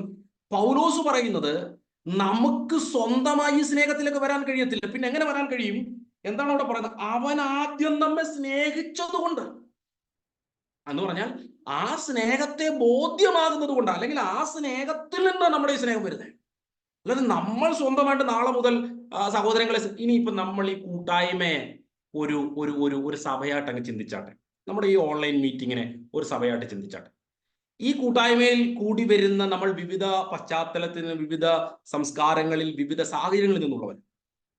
ഇപ്പൊ നമ്മൾ ദൈവം പറയുകയാണ് ഈ വചനപ്രകാരം നമ്മൾ പരസ്പരം സ്നേഹിക്കണം. അതിൽ കൂടി നമുക്ക് ആത്മീക പക്വതയിലേക്ക്, ക്രിസ്തുവിന്റെ തികവിലേക്ക് വരാൻ പറ്റും. അപ്പൊ നമ്മൾ പറയും ഞാൻ സ്നേഹിക്കുന്നുണ്ട് ദൈവദാസനെ. പക്ഷെ ഒരു കുഴപ്പമെന്ന് പറയുന്നത് പലപ്പോഴും സ്നേഹം എങ്ങനെയാണെന്ന് അറിയാമോ? ഞാൻ സിമ്പിളായി പറയാം. എനിക്ക് സുജയാന്റിയോട് ഞാൻ നല്ല രീതിയിൽ സംസാരിക്കുന്നുണ്ട്. പ്രിയ രാധാകൃഷ്ണൻ അങ്ങളോട് ഞാൻ നല്ല രീതിയിൽ സംസാരിക്കുന്നു. പക്ഷെ ആനിയാന്റിയോട് എനിക്ക് അത്ര സന്തോഷമില്ല. ബാബു അങ്കിളിനോട് എനിക്ക് അത്ര സന്തോഷമില്ല. അപ്പൊ ഞങ്ങൾ ഒരു ടീമാണ്. സ്തോത്രം. അവിടെ വേറൊരു ടീം. ഇങ്ങനെ ഇതിനകത്ത് ടീം ഇല്ല. സ്തോത്രം. ദൈവത്തിന്റെ കൃപയാൽ ഞാനൊന്ന് മനസ്സിലാകാൻ വേണ്ടി പറയാം. പല സഭകളിലും ഇങ്ങനെയാണ്. ഞങ്ങൾ വളരെ ഐക്യതയില്ല. പാസ്റ്റേ, എത്ര പേരാ? ഞങ്ങളെന്ന് പറയുന്ന ഒരു കൂട്ടമുണ്ട്, അതിനകത്തുള്ളവരെല്ലാം കൂടെ ഐക്യതയാണ്. അങ്ങനെ ഐക്യതയായാൽ നമുക്ക് ക്രിസ്തുവിന്റെ സ്നേഹത്തിൽ വളരാൻ പറ്റത്തില്ല. യഥാർത്ഥമായി രക്ഷിക്കപ്പെട്ടവർ വിവിധ സ്വഭാവങ്ങളുള്ളവരാ. നമ്മൾ ഈ ഉൾക്കൊണ്ട് നമ്മുടെ സർക്കിളിൽ നിർത്തിയിരിക്കുന്നവർക്ക് ഞാൻ മുമ്പേ പറഞ്ഞതാണ് കൊലോസ്യലേഖനം പറഞ്ഞപ്പോൾ ചില കുറവുകൾ ഉള്ളവരാ. പക്ഷെ നമ്മൾ അത് അക്സെപ്റ്റ് ചെയ്യുകയാണ്. നമ്മുടെ കുഞ്ഞുങ്ങളെ കുറവുകൾ ഉള്ളവരാണ്, നമ്മുടെ കുഞ്ഞുങ്ങളായതുകൊണ്ട് നമ്മൾ അംഗീകരിക്കുന്നു എന്ന് പറയുന്നത് പോലെ നമ്മുടെ കൂട്ടത്തിലായിരിക്കുന്നവരുടെ നമ്മുടെ പക്ഷത്തിൽ നിർത്തുന്നത് നമുക്ക് ചിലതങ്ങ് ഉൾക്കൊള്ളാൻ കഴിയുന്നതുകൊണ്ട് നമ്മൾ നിർത്തുന്നു എന്നുള്ളൂ. എന്നാൽ ആത്മീകമായ വളർച്ച വേണമെങ്കിൽ, സ്നേഹത്തിന്റെ തികവിലേക്ക് വരണമെങ്കിൽ നമ്മൾ എല്ലാവരും സ്നേഹിക്കണം. ഈ 40 ഡിവൈസും സ്നേഹിക്കണം. ഇതിപ്പോ നമുക്ക് ഓൺലൈനിൽ പറ്റത്തില്ല. ഞാനത് ഉദാഹരണം മനസ്സിലാകാൻ വേണ്ടി പറഞ്ഞതേ ഉള്ളൂ. നമ്മൾ നമ്മുടെ സഭാന്തരീക്ഷത്തിൽ നമ്മളുടേതായ കൊച്ചു കൂട്ടായ്മയ്ക്കകത്ത് എല്ലാവരോടും പരസ്പരം സ്നേഹിക്കണം. യേശു യൂദയോട് സ്നേഹിച്ചിരുന്നു, കാരണം തിരഞ്ഞെടുക്കപ്പെട്ടതിനകത്ത് വന്നതായതുകൊണ്ട്. സ്തോത്രം. അപ്പൊ യേശു എന്ന് നമ്മളോട് പറയുന്നത് നമ്മളെ കർത്താവ്, നമ്മൾ പറയാ അയ്യോ അവരെയൊക്കെ സ്നേഹിക്കാനോ? അപ്പൊ കർത്താവ് പറഞ്ഞ അപ്പൊ ഞാൻ നിങ്ങളെ സ്നേഹിച്ചതോ? നീ അവരെ കാണുന്നതിനേക്കാൾ മോശമായിരുന്നു. ഇത് ഞാൻ പല പ്രാവശ്യം പറഞ്ഞത്. ഒന്നുകൂടി പറയുന്നത് എന്താണെന്ന് അറിയാമോ? പൗലോസ് ഇത് പല പ്രാവശ്യം ഈ ലേഖനത്തിൽ രേഖപ്പെടുത്തിയിരിക്കുന്നത് കൊണ്ട് കർത്താവ് നമ്മളെ സ്നേഹിച്ചത് കൊണ്ട് നമുക്ക് ആ വ്യക്തി ഉൾക്കൊള്ളാൻ കഴിയുന്നില്ലെങ്കിൽ 1000 ഇരട്ടി നമ്മളെ കർത്താവിന് ഉൾക്കൊള്ളാൻ പറ്റത്തില്ലായിരുന്നു. കർത്താവിന് നമ്മളെ അക്സെപ്റ്റ് ചെയ്യാൻ പറ്റത്തില്ലായിരുന്നു. കർത്താവിന്റെ സന്നിധി നമ്മൾ യോഗ്യരല്ലായിരുന്നു. ഇത് നമ്മൾ ആഴത്തിൽ ഉൾക്കൊണ്ടേ പറ്റൂ. എന്നാലേ കർത്താവ് നമ്മളെ സ്നേഹിച്ചെന്ന് മനസ്സിലാവും. നമ്മുടെ കൂടെ പായിലിരിക്കുന്ന ആരാധിക്കുന്ന വ്യക്തി ഉണ്ടല്ലോ, നമ്മൾ വളരെ മോശമാണ് പാസ്റ്റേ, അദ്ദേഹം വളരെ കോപിഷ്ഠനാണ്, അങ്ങനെ ഒരു വ്യക്തി ഉണ്ടല്ലോ. ആ പാസ്റ്റേ അദ്ദേഹത്തോടൊന്നും പറയാൻ പറ്റില്ല, അദ്ദേഹം കളിയാക്കും പാസ്റ്റേ. അങ്ങനെ ഒരു വ്യക്തി ഉണ്ടല്ലോ, ഞാൻ അദ്ദേഹത്തെ സഹായിച്ചതാണ് പാസ്റ്റേ, അതിലേക്കൊക്കെ വരാൻ സമയമുണ്ടെങ്കിൽ പറയാം. ഞാൻ ആ വ്യക്തിയെ സഹായിച്ചതാ പക്ഷേ ആ വ്യക്തി എന്നെ വേദനിപ്പിക്കുന്നതാണ്. ആ വ്യക്തിയെ സ്നേഹിക്കണം. അപ്പൊ എന്താ, ഞാൻ ഇതിനെക്കുറിച്ചൊക്കെ വളരെ വാക്യങ്ങളിൽ നിന്ന് എടുത്തു പറഞ്ഞതാ. 1-2 അധ്യായത്തിന്റെ കൊലോസ്യലേഖനത്തിൽ നിന്നൊക്കെ പറഞ്ഞു. അങ്ങനെ അവരെ പരസ്പരം സ്നേഹിക്കുന്നതിലൂടെ അറിയാം കർത്താവ് നമ്മളെ എത്രമാത്രം സ്നേഹിച്ചെന്ന്. അതിനു വേണ്ടിയാണ് ആ സഭയ്ക്കകത്ത് തന്നെ ദൈവം നിങ്ങളെ കൊണ്ടെത്തിച്ചത്. ആ സഭയ്ക്കകത്ത് തന്നെ കർത്താവ്, യഥാർത്ഥമായ ദൈവവചനം ശുശ്രൂഷിക്കുന്ന ഒരു സഭയാണ് നിങ്ങളുടേതെങ്കിൽ, ദൈവം നിങ്ങളെ ഇവിടെ നിർത്താൻ ഗൈഡ് ചെയ്യുന്നെങ്കിൽ, 1-2 പേർക്ക് നിങ്ങളെ ഉൾക്കൊള്ളാൻ കഴിയുന്നില്ലെങ്കിലും അവരെ സ്നേഹിക്കാൻ ആ സഭയ്ക്കകത്ത് തന്നെ നിൽക്കണം. എന്നിട്ട് നിങ്ങൾക്ക് ഉൾക്കൊള്ളാൻ കഴിയാത്ത ആ വ്യക്തിയെ സ്നേഹിക്കണം. അപ്പോഴേ വളരാൻ പറ്റും. ഞാൻ പറയുന്നത് നിങ്ങളോളം എത്തുന്നു എന്ന് ഞാൻ വിശ്വസിക്കുകയാണ്. സ്തോത്രം. എന്താണ് ഇവിടെ പറയുന്നത്? അവൻ ആദ്യം നിന്നെ സ്നേഹിച്ചത് കൊണ്ട് നാം സ്നേഹിക്കുന്നു. എന്നിട്ട് അവസാനം പറയുന്നുണ്ടോ, ഞാൻ ദൈവത്തെ സ്നേഹിക്കുന്നു എന്ന് പറയുകയും തന്റെ സഹോദരനെ പകയ്ക്കുകയും ചെയ്യുന്നവൻ കള്ളനാകും. ഈ വാക്കുകൾ ഞാൻ സിമ്പിളായി പറയാം. ചില ആളുകൾ പറയുന്നിട്ടില്ലേ, പാഷ എനിക്ക് ദൈവത്തോട് ഭയങ്കര സ്നേഹം. പിന്നെ അവരെയൊക്കെ ഓക്കെ, എനിക്ക് ദൈവത്തോട് സ്നേഹമുണ്ട് പാഷ, പക്ഷെ ആ വ്യക്തിക്ക് സഹോദരനോട് സ്നേഹമില്ല. ബൈബിൾ അവരെ കുറിച്ച് വളരെ നെഗറ്റീവായിട്ടാണ് സംസാരിക്കുന്നത്. എന്താണ് കർത്താവ് പറയുന്നത്? അത് താഴോട്ട് പറയാം, താൻ കണ്ടിട്ടുള്ള സഹോദരനെ സ്നേഹിക്കാത്തവന് കണ്ടിട്ടില്ലാത്ത ദൈവത്തിനെ സ്നേഹിപ്പാൻ കഴിയത്തില്ല. എന്ന് പറഞ്ഞാൽ ദൈവത്തെ സ്നേഹിക്കുന്നു എന്ന് നിങ്ങൾ പറയുന്നെങ്കിൽ ഉറപ്പായിട്ടും കറക്റ്റ് സ്നേഹം ദൈവത്തോട് വന്നിട്ടുണ്ടെങ്കിൽ സഹോദരനോടും സ്നേഹം വരും. കാരണം ദൈവത്തെ സ്നേഹിക്കേണ്ടത് ദൈവം നമ്മളെ സ്നേഹിച്ചത് മനസ്സിലായതുകൊണ്ടാണ്. അങ്ങനെ ദൈവം നമ്മളെ യോഗ്യതയില്ലാതിരുന്നിട്ടും സ്നേഹിച്ചു എന്ന് മനസ്സിലാകുമ്പോഴാണ് യോഗ്യതയില്ലാത്ത എന്റെ സഹോദരനെ സ്നേഹിക്കാൻ പറ്റുന്നത്. ഞാൻ പറഞ്ഞത് നിങ്ങളോളം എത്തുന്നുണ്ട് എന്ന് ഞാൻ വിശ്വസിക്കാം. ഞാൻ സിമ്പിളായിട്ടൊന്ന് പറയാം. സിമ്പിളായിട്ട് ഞാൻ അന്ന് അവസാനിപ്പിച്ച വാക്കുകൾ അന്ന് പറയാതെ വിട്ട ഒരു കാര്യം ഞാനും പറയാം. യോഹന്നാന്റെ സുവിശേഷം 21-ാം അധ്യായത്തിൽ യേശു കർത്താവ് പറയുന്ന, അല്ലെങ്കിൽ അതിന് തൊട്ട് മുമ്പായി മറ്റൊരു ഭാഗം നമുക്ക് ഇതിനു വേണ്ടി വായിക്കാം. യോഹന്നാന്റെ 21-ാം അധ്യായത്തിലേക്ക് നമുക്ക് വരാം. അത് ഈ ഭാഗം കൂടെ പറഞ്ഞിട്ടാവുമ്പോൾ കുറച്ചുകൂടി വ്യക്തമായി മനസ്സിലാകും. സ്തോത്രം. മത്തായിയുടെ സുവിശേഷം 25-ാം അധ്യായത്തിന് 34-ാമത്തെ വാക്യം എന്ന് വായിച്ചാൽ, മത്തായിയുടെ സുവിശേഷം 25-ാം അധ്യായത്തിന് 34-ാമത്തെ വാക്യം. മത്തായിയുടെ സുവിശേഷം 25-ാം അധ്യായത്തിന് 34-ാമത്തെ വാക്യം. രാജാവ് തന്റെ വലത്തുള്ളവരോട് അരുളി ചെയ്യും, എന്റെ പിതാവിനാൽ അനുഗ്രഹിക്കപ്പെട്ടവരെ, വരുവീൻ, ലോകസ്ഥാപനം മുതൽ നിങ്ങൾക്കായി ഒരുക്കിയിരിക്കുന്ന രാജ്യം അവകാശമാക്കിക്കൊള്ളും. അടുത്ത വാക്യം കൂടെ വായിച്ചിട്ട്. എനിക്ക് വിശന്നു, നിങ്ങൾ ഭക്ഷിപ്പാൻ തന്നു, ദാഹിച്ചു, നിങ്ങൾ കുടിപ്പാൻ തന്നു, ഞാൻ അതിഥിയായിരുന്നു, നിങ്ങൾ എന്നെ ചേർത്തുകൊണ്ടു, നഗ്നനായിരുന്നു, നിങ്ങൾ എന്നെ ഉടുപ്പിച്ചു, രോഗിയായിരുന്നു, നിങ്ങൾ എന്നെ കാണുവാൻ വന്നു, തടവിലായിരുന്നു, നിങ്ങൾ എന്റെ അടുക്കൽ വന്നു. അതിന് നീതിമാന്മാർ അവനോട്, കർത്താവേ, ഞങ്ങൾ എപ്പോൾ നിന്നെ വിശന്ന് കണ്ടിട്ട് ഭക്ഷിപ്പാൻ തരികയോ ദാഹിച്ചു കണ്ടിട്ട് കുടിപ്പാൻ തരികയോ ചെയ്തു? ഞങ്ങൾ എപ്പോൾ നിന്നെ അതിഥിയായി കണ്ടിട്ട് ചേർത്തുകൊള്ളുകയോ നഗ്നനായി കണ്ടിട്ട് ഉടുപ്പിക്കുകയോ ചെയ്തു? നിന്നെ രോഗിയായിട്ടോ തടവിലോ എപ്പോൾ കണ്ടിട്ട് ഞങ്ങൾ നിന്റെ അടുക്കൽ വന്നു എന്ന് ഉത്തരം പറഞ്ഞു. അപ്പോൾ രാജാവ് അവരോട്, എന്റെ ഈ ഏറ്റവും ചെറിയ സഹോദരന്മാരിൽ ഒരുത്തന് നിങ്ങൾ ചെയ്തെടുത്തോളം എല്ലാം എനിക്ക് ചെയ്തു തന്നു എന്ന് ഞാൻ സത്യമായിട്ട് നിങ്ങളോട് പറയുന്നു എന്ന് അരുളി ചെയ്തു. ആമേൻ. ഇതാണ് യോഹന്നാൻ അപ്പോസ്തലൻ ഏകദേശം ഇവിടെ പറയുന്നത്. ഇത് കർത്താവ് പറയുന്നത് എന്താണെന്ന് അറിയാമോ? ഞാനൊന്ന് സിമ്പിളായി പറയാം. ഇനി ഈ വാക്യത്തെ നമ്മുടെ മനസ്സിൽ വെച്ചുകൊണ്ട് ഞാൻ പറഞ്ഞ യോഹന്നാൻ സുവിശേഷം ഒന്ന് മനസ്സിൽ കൊണ്ടുവരാം. നമുക്ക് ഇത് രണ്ടും കൂടെ ചേർത്തൊന്ന് ചിന്തിക്കാം. പത്രോസിനോട് യേശു എന്താ ചോദിക്കുന്നത്? നീ ഇവയിലധികമായിട്ട് എന്നെ സ്നേഹിക്കുന്നുണ്ടോ? യെസ്, ഇവയിലധികമായിട്ട് എന്നെ സ്നേഹിക്കുന്നുണ്ടോ? അപ്പൊ പത്രോസ് ഇവിടെ നോക്കിയാൽ അതിന് നമുക്ക് ആ സംഭവങ്ങളെല്ലാം അറിയാം. പ്രിയമുണ്ടെന്ന് പറയുന്നു, പ്രിയമേ ഉള്ളൂ, സ്വതന്ത്രം പ്രിയമുണ്ടെന്ന് പറയുന്നു. അവസാനം കരയുന്നു പറഞ്ഞ സ്നേഹമില്ല എന്നും സ്നേഹിക്കണമെന്നൊക്കെ ഉള്ള കാര്യങ്ങൾ, അല്ലെങ്കിൽ പ്രിയമുണ്ടെന്നെങ്കിലും കർത്താവ് ഇനി സകലം അറിയുന്നു, എനിക്ക് അത്രയും പോലും ഒന്നും ഇല്ല എന്ന് പറഞ്ഞാൽ കർത്താവിനുള്ള സ്നേഹത്തിന്റെ ഒരു ഭാഗം ചെറിയ രീതിയിൽ പത്രോസിന് ഉണ്ട് എന്നുള്ള രീതിയിൽ പത്രോസ് അംഗീകരിക്കും. പ്രിയമെങ്കിലും ഉണ്ടെന്ന് അംഗീകരിക്കുന്നു. അപ്പൊ യേശു പത്രോസിനോട് പറയുന്നത് എന്താ? ഓക്കെ, അങ്ങനൊരു പ്രിയമോ സ്നേഹമോ നിന്നിൽ ഉണ്ടെങ്കിൽ നീ എന്നെ സ്നേഹിച്ചുകൊണ്ട് ഇവിടെ ഇരുന്നാട്ടെന്നാണോ പറയുന്നത്? അല്ല, എൻ്റെ ആടുകളുണ്ട്, അതിനെ മേയ്ക്ക. എന്താ കർത്താവ് പറയുന്നത്? ഈ വചനോട്ടെല്ലാം കൂടെ ഒന്ന് മിക്സ് ചെയ്ത് പറയാം. കർത്താവിന്റെ സ്നേഹത്തിന്റെ ആഴം നിങ്ങൾക്ക് ബോധ്യമായോ? കർത്താവ് പറയാ, എൻ്റെ ഒരു സഹോദരന് നിങ്ങളുടെ സ്നേഹത്തിന്റെ ആവശ്യമുണ്ട്, കൊടുക്കുക. എന്നെ സ്നേഹിക്കുന്നത് അതാ, ഞാൻ സ്വീകരിച്ചോളാം. ആ വ്യക്തിയെ സ്നേഹിച്ചതിലൂടെ ഞാൻ സ്വീകരിച്ചോളാം. അതാണ് ഈ 3 വാക്കുകളെ മിക്സ് ചെയ്ത് പറഞ്ഞാൽ നമുക്ക് പറയാൻ കഴിയുന്നത്. കർത്താവ് പറയുകയാണ്, എൻ്റെ സ്നേഹം പത്രോസെ ബോധ്യമായോ? എന്നാൽ എൻ്റെ കുറെ ആടുകളുണ്ട്, അതിനെ മേയ്ക്കുക. അത് ചെറിയ കാര്യമല്ല. നമുക്ക് സ്നേഹിക്കാൻ കഴിയാത്തവരെ നമ്മുടെ ചുറ്റുപാടും കർത്താവ് കൊണ്ട് തന്നിട്ട് പറയുകയാണ്, എന്നെ സ്നേഹിക്കുന്നുണ്ടോ മക്കളെ? ഉണ്ടപ്പച്ച, യേശുപ്പച്ച, ഞാൻ നിന്നെ സ്നേഹിക്കുന്നുണ്ട്. ഇപ്പൊ നമ്മൾ പറയാറില്ലേ, യേശുപ്പച്ച എനിക്ക് സ്നേഹമാണ് അപ്പച്ച, അപ്പച്ചൻ എന്നെ സ്നേഹിച്ചു. നമ്മൾ ഈ കർത്താവിന്റെ സ്നേഹമൊക്കെ കേൾക്കുമ്പോൾ അറിയാതെ നമ്മുടെ കണ്ണിൽ നിന്ന് കണ്ണുനീര് വരുന്നുണ്ടോ? വരുന്നുണ്ടെങ്കിൽ കർത്താവ് ഇന്ന് രാത്രി ഒറ്റ കാര്യമേ പറയുന്നുള്ളൂ. ഓക്കെ, ആ സ്നേഹം റിയലാണെങ്കിൽ ഞാൻ നിങ്ങളുടെ ചുറ്റിലും ആക്കി വെച്ചിരിക്കുന്ന സഹോദരങ്ങൾ വിശന്നിരിപ്പുണ്ട്, ദാഹിച്ചിരിപ്പുണ്ട്, വസ്ത്രമില്ലാതായിരിക്കുന്നുണ്ട്, തടവിലായിരിക്കുന്നുണ്ട്, തകർച്ചയിലായിരിക്കുന്നുണ്ട്. അവരുടെ അടുക്കലേക്ക് പോ. അതെനിക്ക് ചെയ്യുകയാണ്. പത്രോസേ, നീ എന്നെ സേവിക്കുന്നത് എൻ്റെ ആടിനെ സേവിക്കുന്നതും രണ്ടും ഒരുപോലെ തന്നെയാണ്. എന്നെ സ്നേഹിക്കുന്നു എന്ന് ഉറപ്പുണ്ടെങ്കിൽ ആടുകളെ ഞാൻ നിന്റെ കൈ തരാം, വിശ്വസിച്ച് തരാം. നിങ്ങൾക്ക് സ്നേഹിക്കാൻ വേണ്ടി കുറച്ച് ആളുകളെ കർത്താവ് എന്താ ആക്കി വെച്ചിരിക്കുന്നു അറിയോ? നിങ്ങളെ കുറിച്ച് കർത്താവിന് വിശ്വാസമുള്ളതുകൊണ്ടാ. എൻ്റെ ആടിനെ ചീന്തിക്കളയുന്ന കള്ളന്മാരല്ല എന്ന് മനസ്സിലാക്കിയിട്ടാണ് ദൈവം നിങ്ങളെ അങ്ങനെ ഒരു സഭയിലാക്കി വെച്ചത്, അങ്ങനെ ഒരു കൂട്ടായ്മയിലാക്കി വെച്ചത്. വിശ്വസ്തനെന്നെണ്ണി കർത്താവിന്റെ സ്നേഹത്തിന്റെ ആഴത്തെ മനസ്സിലാക്കിയിട്ട് ഈ സ്നേഹത്തിന്റെ പൂർണ്ണതയിലേക്ക് വരാത്ത ഒരു ചുറ്റുപാടിൽ എന്നെയും നിങ്ങളെ കർത്താവ് പലപ്പോഴും ആക്കി വെക്കുന്നത് എന്തിനാണെന്നറിയാമോ? കർത്താവിന്റെ ആടാണവർ. അവരെ പാലിക്കണം, അവരെ മേയിക്കണം. കർത്താവിന് അങ്ങനെ നമ്മളെ കുറിച്ച് ആഗ്രഹമുണ്ട്.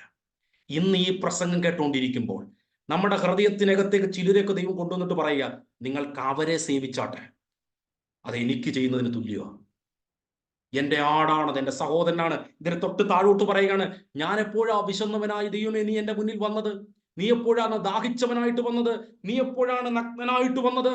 കർത്താവ് അവരെ വിളിക്കുകയാണ്, ശപിക്കപ്പെട്ടവരെ എന്നെ വിട്ടുപോകുവീൻ. 41 പിശാചിനും അവന്റെ ദൂതന്മാർക്കും ഒരുക്കിയിരിക്കുന്ന നിത്യ അഗ്നിയിലേക്ക് പോകുവിൻ. എനിക്ക് വിശന്നു, നിങ്ങൾ എനിക്ക് ഭക്ഷിപ്പാൻ തന്നില്ല. ദാഹിച്ചു, നിങ്ങൾ എനിക്ക് ഭക്ഷണം തന്നില്ല. കുടിപ്പാൻ തന്നില്ല. അതിഥിയായിരുന്നു, നിങ്ങൾ എന്നെ ചേർത്തുകൊണ്ടില്ല. നഗ്നനായിരുന്നു, നിങ്ങളുടെ വീട്ടിൽ ആമേൻ അല്ലെങ്കിൽ നിങ്ങളുടെ അക്കോമഡേഷൻ കാത്തിരിക്കുന്ന നിങ്ങൾ യോഗ്യരല്ലെന്ന് ചിന്തിക്കുന്ന ചിലരെ ദൈവം നിങ്ങളുടെ വീട്ടിൽ കൊണ്ടുവരും. നിങ്ങളുടെ കാറിൽ കയറ്റാൻ യോഗ്യതയില്ലെന്ന് നിങ്ങൾ ചിന്തിക്കുന്ന ചില ആളുകൾ നിങ്ങളുടെ സഭയിലുണ്ടല്ലോ.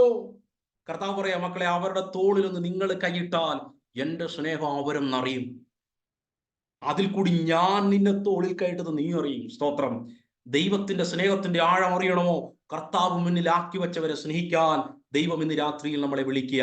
നമുക്ക് പറ്റുന്നില്ലെങ്കിൽ അതിന്റെ അർത്ഥം കർത്താവിന്റെ സ്നേഹത്തിലേക്ക് നമുക്ക് ഇനി വരാനുണ്ട്. നമ്മൾ തള്ളപ്പെട്ടെന്നോ കർത്താവിന്റെ സ്നേഹത്തിന് മാറിപ്പോയെന്നല്ല, ഇനിയും കർത്താവിന്റെ സ്നേഹത്തിലേക്ക് നമ്മൾ അടുത്തു വരേണ്ടതായിട്ടുണ്ട്. ഇനിയും കർത്താവ് നമ്മളെ എത്രമാത്രം സ്നേഹിച്ചു എന്ന് നമ്മൾ മനസ്സിലാക്കേണ്ടതായിട്ടുണ്ട്. സ്വത്രം. അത് മനസ്സിലാക്കിയ പൗലോസ് ഫിലമോന്റെ ലേഖനത്തിൽ പറയുന്ന ഒരു വാക്യമുണ്ട്. ഫിലമോന്റെ ലേഖനം, നമ്മൾ ഇത് മനസ്സിൽ വെച്ചുകൊണ്ട് തന്നെ ഈ ചിന്തയിലേക്ക് തന്നെ വരാം. ഫിലമോന്റെ ലേഖനം, അതും എല്ലാം വായിക്കേണ്ടതാണ്. സ്വത്രം. ഞാൻ പ്രസംഗിക്കുന്നതിലും നല്ലതായിട്ട് ബൈബിൾ വാക്യങ്ങൾ വായിക്കുന്നത് കൊണ്ട് ചിലപ്പോൾ ഇത് വേഗത്തിൽ മനസ്സിലാക്കാൻ സാധ്യത ഉണ്ടായിരിക്കാം. അതുകൊണ്ട് നമുക്കതൊന്ന് വായിക്കാമോ? അത് ഇച്ചിരി കൂടുതൽ വാക്യങ്ങളുണ്ട്, വായിക്കാമെങ്കിൽ. ഫിലമോന്റെ ലേഖനം അതിന്റെ 9 മുതൽ ഉള്ള വാക്യങ്ങൾ, 9 മുതൽ അതിന്റെ 19 വാക്യം വരെ. നീണ്ട വാക്യമാണ്. ഞാൻ പ്രസംഗിക്കുന്നതിനേക്കാൾ നല്ലത് ആ വാക്യം അതുപോലെ കേൾക്കുന്നതാണ്. ഈ ചിന്ത മനസ്സിൽ വെച്ചുകൊണ്ട് തന്നെ 9 മുതൽ 19 വരെ ഒന്ന് നമുക്ക് ശ്രദ്ധയോടെ കേട്ടാട്ടെ, ഒന്ന് വായിച്ചാട്ടെ. പൗലോസ് എന്ന വയസ്സനും ഇപ്പോൾ ക്രിസ്തുവേശുവിന്റെ ബദ്ധനുമായിരിക്കുന്ന ഞാൻ ഈ സ്നേഹം നിമിത്തം അപേക്ഷിക്കത്രേ ചെയ്യുന്നത്. തടവിലിരിക്കുമ്പോൾ ഞാൻ ജനിപ്പിച്ച എന്റെ മകനായ ഒനേസിമോസിനു വേണ്ടി ആകുന്നു നിന്നോട് അപേക്ഷിക്കുന്നത്. അവൻ മുമ്പേ നിനക്ക് പ്രയോജനമില്ലാത്തവൻ ആയിരുന്നു, ഇപ്പോൾ നിനക്കും എനിക്കും നല്ല പ്രയോജനമുള്ളവൻ തന്നെ. എനിക്ക് പ്രാണപ്രിയനായ അവനെ ഞാൻ മടക്കി അയച്ചിരിക്കുന്നു. സുവിശേഷ നിമിത്തം ഉള്ള തടവിൽ എന്നെ ശുശ്രൂഷിക്കേണ്ടതിന് അവനെ നിനക്ക് പകരം എന്റെ അടുക്കൽ തന്നെ നിർത്തിക്കൊള്ളുവാൻ എനിക്ക് ആഗ്രഹമുണ്ടായിരുന്നു. എങ്കിലും നിന്റെ ഗുണം നിർബന്ധത്താൽ എന്ന പോലെ അല്ല, മനസ്സോടെ ആകേണ്ടതിന് നിന്റെ സമ്മതം കൂടാതെ ഒന്നും ചെയ്യുവാൻ എനിക്ക് മനസ്സിലായിരുന്നു. അവൻ അല്പകാലം വേർവിട്ടു പോയത് അവനെ സദാകാലത്തേക്കും നിനക്ക് ലഭിക്കേണ്ടതിന് ആയിരിക്കും. അവൻ ഇനി ദാസനല്ല, ദാസന് മീതെ പ്രിയ സഹോദരൻ തന്നെ. അവൻ വിശേഷാൽ എനിക്ക് പ്രിയൻ എങ്കിൽ നിനക്ക് ജഡസംബന്ധമായും കർത്തൃസംബന്ധമായും എത്രയധികം. ആകയാൽ നീ എന്നെ കൂട്ടാളി എന്ന് കരുതുന്നു എങ്കിൽ അവനെ എന്നെ പോലെ ചേർത്തുകൊള്ളുക. അവൻ നിന്നോട് വല്ലതും അന്യായം ചെയ്തിട്ടോ കടംപെട്ടിട്ടോ ഉണ്ടെങ്കിൽ അത് എന്റെ പേരിൽ കണക്കിട്ടുകൊള്ളുക. നമ്മൾ ഈ വചനം ശ്രദ്ധയോടെ കേട്ടു എന്ന് ഞാൻ ചിന്തിക്കുകയാണ്. നമ്മൾ പലപ്പോഴും വായിച്ചിട്ടുണ്ട്. പൗലോസ് ഇത് പറയാൻ എന്താ കാരണം? നമ്മൾ ആദ്യം വായിച്ച വാക്യമാണ് 9-ാമത്തെ വാക്യം. എന്താ പൗലോസ് പറയുന്നത്?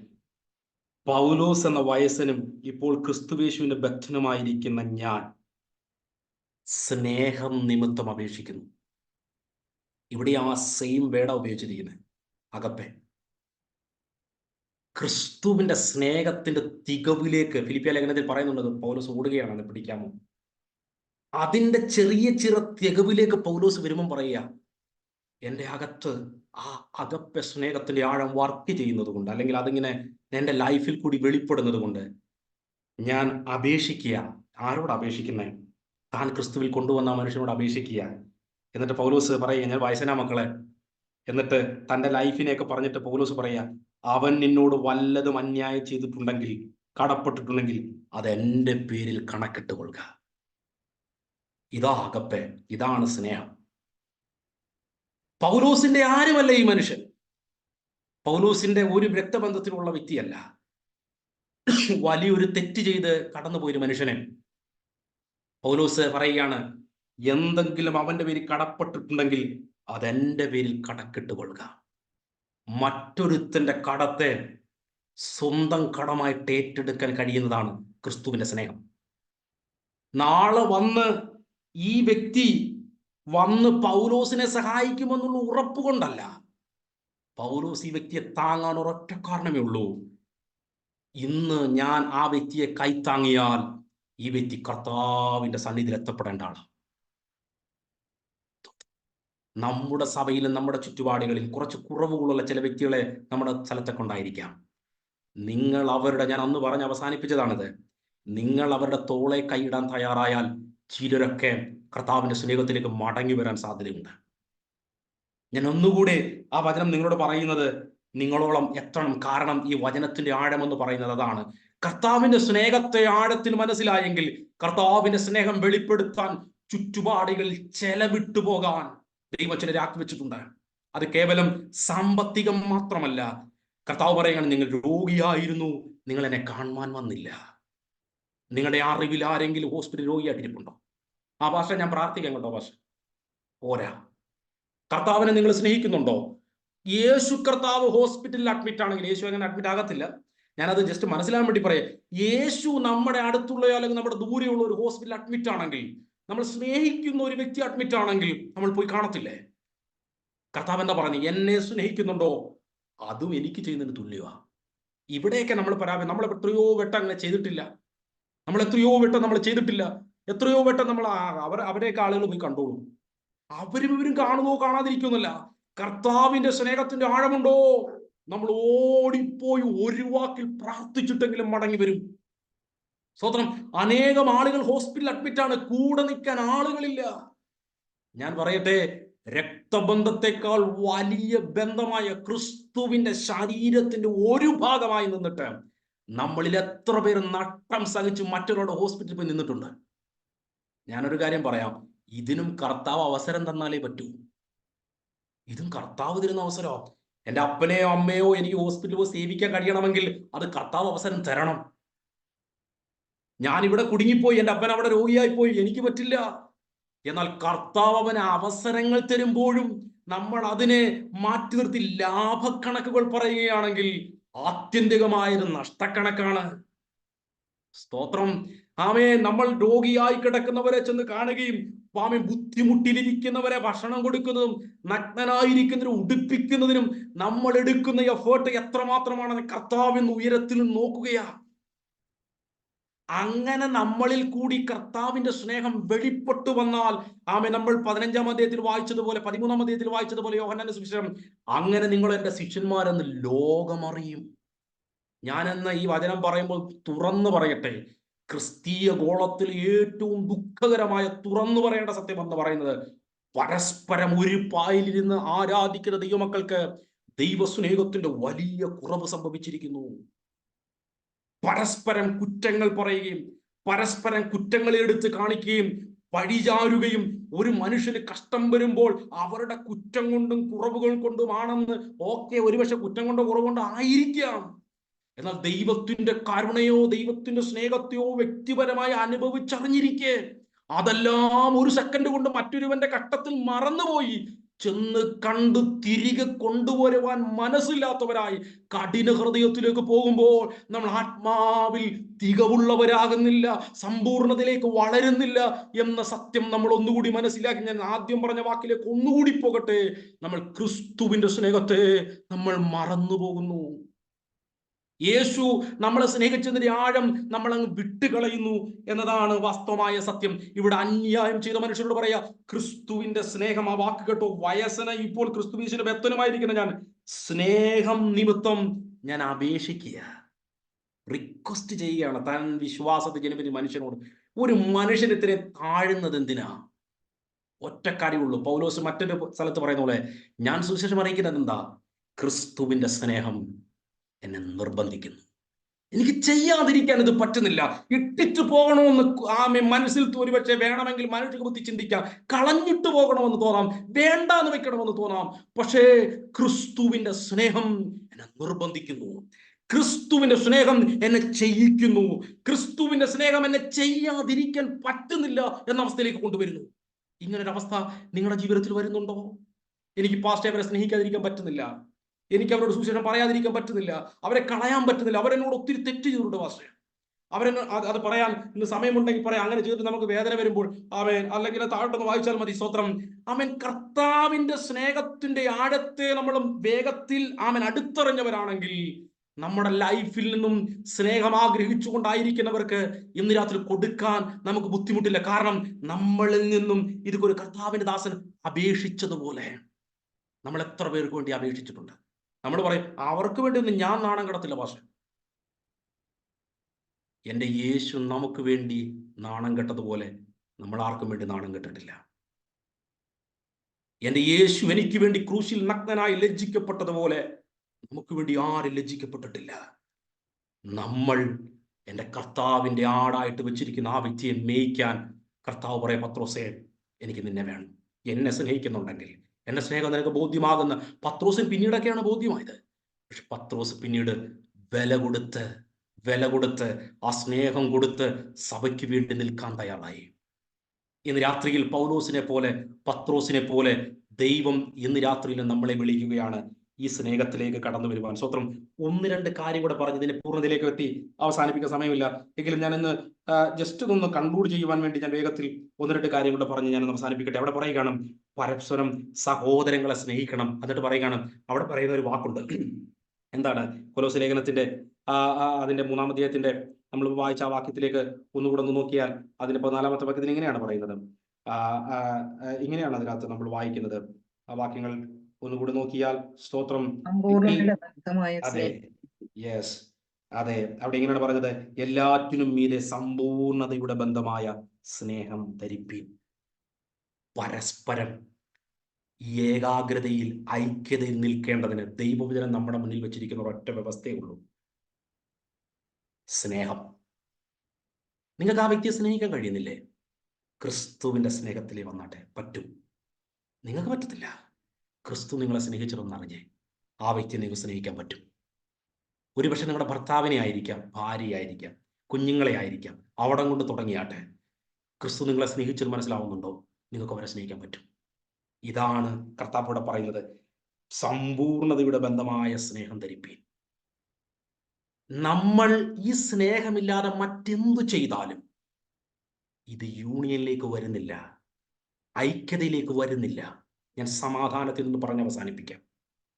നമ്മൾ സിമന്റ് ഇല്ലാതെ വീട് വെക്കുകയാണ്. കട്ടയുണ്ട്, മണലുണ്ട്, വീട് വെച്ചോണ്ടിരിക്കുക. സിമന്റ് ഇല്ലെങ്കിൽ അത് വീടാകത്തില്ല. പുതിയ നിയമത്തിന്റെ അടിസ്ഥാനത്തിൽ നമ്മൾ എന്തു ചെയ്താലും അത് സ്നേഹത്തിൽ ചെയ്യണം എന്നാണ് ബൈബിൾ പറയുന്നത്. ആ സ്നേഹത്തിന്റെ പശ, സ്നേഹത്തിന്റെ സിമന്റ് അതിലില്ലെങ്കിൽ അതിൽ ക്രിസ്തു പ്രസാദിക്കുന്നില്ല, അതിൽ ദൈവത്തിന് മഹത്വമില്ല, അത് ദൈവത്തിങ്കിലേക്ക് എത്തപ്പെടുന്നതുമില്ല. അത് കേവലം ജാതീയ മനുഷ്യർ കുറെ ചാരിറ്റി ചെയ്യുന്നത് പോലെയുള്ളൂ. സ്തോത്രം. എന്നാൽ കർത്താവിന്റെ ബൈബിൾ എന്താ പറയുന്നത്? നിങ്ങൾ ഏകതയിൽ വരണമെങ്കിൽ സ്നേഹത്തിന്റെ പശയാൽ നിങ്ങൾ ഒട്ടിക്കണം. നിങ്ങൾ പല കമ്പികൾ, റാഡുകൾ ചേർത്ത് വെച്ചിരിക്കുക. പരസ്പരം വെൽഡ് ചെയ്യുന്നില്ല, പരസ്പരം ആണിയടിച്ചത് ഒന്നാക്കുന്നില്ലെങ്കിൽ അത് കാറ്റടിക്കുമ്പോൾ എല്ലാം ചിതറിപ്പോവും. സ്നേഹമില്ലെങ്കിൽ ഏതുമില്ല. സ്നേഹത്തിന് ഒരു പ്രോബ്ലവും ഇല്ല. സഹോദരങ്ങൾ തമ്മിൽ കർത്താവിന്റെ പെർഫെക്ഷനിലേക്ക് വരാൻ പറയുന്നത് നിങ്ങൾ ഒരുമിച്ച് നിൽക്കാൻ വേണ്ടി എന്ത് ചെയ്യണം? സ്നേഹം. ഇതാണ് 2-ാം അധ്യായത്തിന്റെ 2-ാം വാക്യത്തിലും 2-ാം അധ്യായത്തിന്റെ 19-ാം വാക്യത്തിലും ഞാൻ ഇതേ കാര്യങ്ങൾ തന്നെ അന്ന് പറഞ്ഞത് ആ 2 വാക്യങ്ങളും വെച്ചുണ്ട്. ക്രിസ്തുവിന്റെ സ്നേഹത്തിൽ എന്താണ് 2:2 പറഞ്ഞത്? സ്നേഹത്തിൽ ഏകീഭവിച്ചിട്ട് ഹൃദയങ്ങൾക്ക് ആശ്വാസം ലഭിക്കണം. ഇത് പൗലോസ് പല പ്രാവശ്യം പറഞ്ഞതുകൊണ്ട് ഞാൻ പല പ്രാവശ്യം പ്രസംഗിക്കുന്നു. ആ പ്രസംഗം തന്നെ ഞാൻ ഇപ്പോഴും പിന്നെയും പറഞ്ഞത്. അവിടെ അത് തന്നെ പറഞ്ഞു, ഇവിടെ അത് തന്നെ പറയുകയാണ്. 13-ാം വാക്യത്തിൽ ഇത് തന്നെ പറഞ്ഞത്. ഇതിന്റെ എല്ലാ ആകത്തുക എന്താണെന്ന് അറിയാമോ? നമ്മുടെ സഭയിൽ, നമ്മുടെ കുടുംബത്തിൽ നമുക്ക് ദൈവം തന്നിരിക്കുന്നവരുണ്ടല്ലോ, അവരെ സ്നേഹിക്കണം. അവരെ സ്നേഹിക്കണം. പറ്റുന്നില്ല കർത്താവ്, പറ്റുന്നില്ലെങ്കിൽ നിങ്ങൾ ശ്രമിച്ചാട്ടെന്ന് ഞാൻ പറയത്തില്ല. ക്രിസ്തുവിന്റെ സ്നേഹം മനസ്സിലാക്കിയട്ടെ. കർത്താവിന്റെ സ്നേഹത്തിന്റെ ആഴത്തിലേക്ക് നമ്മളെ ഇന്ന് രാത്രിയിൽ വിളിക്കുകയാണ്. സ്വത്രം. ഞാനിങ്ങനെ കേട്ടിട്ടുണ്ട്, ഞാനിങ്ങനെ പറഞ്ഞ അവസാനിപ്പിക്കും. ഞാനിങ്ങനെ കേട്ടിട്ടുണ്ട്, ഈ ചില മരങ്ങൾ, എനിക്കത് കറക്റ്റ് ആണോ എന്ന് അറിയത്തില്ല, ഞാനിങ്ങനെ വായിച്ചിട്ടുള്ള അറിവാണ്. സ്വത്രം. ഈ മരങ്ങൾ, കാട്ടിലുള്ള വനങ്ങളിലുള്ള മരങ്ങൾ ഒന്നിച്ച് ഒരേ വിഭാഗത്തിലുള്ള മരങ്ങൾ, ബോട്ടണി എടുത്തൊക്കെ പഠിച്ചവരാണെങ്കിൽ ഒരു പക്ഷേ നിങ്ങൾ കുറച്ചുകൂടി മനസ്സിലാകുമായിരിക്കും. സ്വത്രം. ഈ സ്വത്രം, ഈ വനത്തിലുള്ള മരങ്ങൾ ഒരേ ജാതിയിലുള്ളതാണെങ്കിൽ, ഒരേ വിഭാഗത്തിലുള്ളതാണെങ്കിൽ വലിയ മരങ്ങളുടെ ഈ റൂട്ട് തമ്മിൽ അകത്തുകൂടി ഒരു അടുപ്പം ഉണ്ടാകും എന്ന് പറയുന്നുണ്ട്. സ്വത്രം. എന്നിട്ട് ഒരു റൂട്ട് മറ്റു റൂട്ടിലേക്ക് ഷെയർ ചെയ്യുന്ന, അല്ലെങ്കിൽ ചില ഫംഗസിന്റെ ബാധ്യതകളെ, കുഴപ്പങ്ങളെയൊക്കെ വേർതിരിക്കുന്ന ഈ റൂട്ട് തമ്മിൽ സഹായിക്കുമെന്നിങ്ങനെ ഒരു വാക്ക് ഞാൻ വായിച്ചിട്ടുണ്ട്. എന്താണ്? അതേ ഒരു അർത്ഥത്തിലാണ് ഇവിടെ ഈ വാക്ക്, ഇവിടെ ഈ എന്താണ് ഈ ബന്ധം എന്ന വാക്ക് സ്വത്രം ഉപയോഗിച്ചിരിക്കുന്നത്. അവിടെ എന്താണ് പറഞ്ഞിരിക്കുന്നത്? മലയാളത്തിൽ പറഞ്ഞിരിക്കുന്നത് സമ്പൂർണതയുടെ ബന്ധം. സമ്പൂർണതയുടെ ബന്ധം, ബോണ്ട് ഓഫ് പെർഫെക്ഷൻ എന്ന വാക്കിന് വേണ്ടി ഉപയോഗിച്ചിരിക്കുന്നത്. എന്ന് പറഞ്ഞാൽ സഭ ഇങ്ങനെ രണ്ടിടത്ത് നിൽക്കുക, രണ്ടുപേര്, പക്ഷെ ഇതിന്റെ അകത്തുകൂടി നമ്മൾ ഒന്നാകുന്ന ഒരു ഭാഗമുണ്ട്. എന്താണെന്ന് അറിയാമോ? സ്നേഹം. സ്നേഹം. സ്നേഹം. ഈ സ്നേഹത്തിന്റെ ആഴത്തിലേക്ക് വരുന്നത് കൊണ്ടാണ് ആത്മാവിറങ്ങി വന്ന ആദിമ സഭയ്ക്ക് ദൈവവചനം പറയുന്നത് അവർക്ക് സകലതും പൊതുവകയെന്നെണ്ണി. ഞാനിന്ന് ഈ വചനം പറഞ്ഞുകൊണ്ടിരിക്കുമ്പോൾ ഒരുപക്ഷെ ഇതൊക്കെ ചിന്തിക്കുന്ന, അല്ലെങ്കിൽ ഇതൊക്കെ ഇങ്ങനെ ചിന്തിക്കുന്നവർക്ക് ഇതൊക്കെ നടക്കുമോ ഭാഷ? ഇതിലേക്കാണ് കർത്താവ് വിളിക്കുന്നത്. നമ്മളാരും പെർഫെക്റ്റ് അല്ല, പക്ഷെ ഈ പ്രസംഗം കേട്ടിട്ട് ഇങ്ങനെ ചിന്തിക്കണം, ഇതിലേക്കാണ് യേശു വിളിക്കുന്നത്. നമ്മളാരും പെർഫെക്റ്റ് അല്ല, നമ്മളായി തീർന്നിട്ടില്ല.